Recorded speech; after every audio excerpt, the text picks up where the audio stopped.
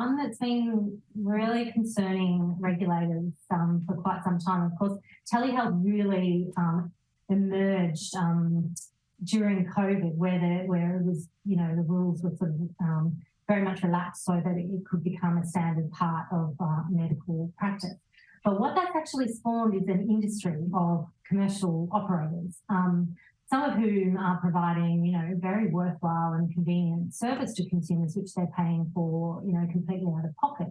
But part of this, these services were a practice known as asynchronous prescribing, where patients are given a script for a medicine based on just giving some information that goes to a doctor and they review, and then they come back and say, you know, yes, we'll prescribe this or that. And some of the the companies, you know, took a pretty conservative approach in terms of, look, they're just prescribing medicines that are regular medicines, they're repeat scripts, et cetera. But there's other companies that have sprung up that their business model has really been concerning regulators. So there's a couple of particular companies that are just prescribing weight loss drugs, and that's all they're prescribing. And, you know, the drugs are prescribed by actually, you know, consumers sort of get actually targeted or bombarded, if you like, in social media feeds, et cetera, with weight loss kind of advertisements, and then enticed to sort of click through here and, you know, speak to a doctor if you're, you know, concerned about your weight, what have you. And of course, you need to, you know, meet a certain criteria in order to be prescribed the particular weight loss drug that they're offering, and it's a subscription service.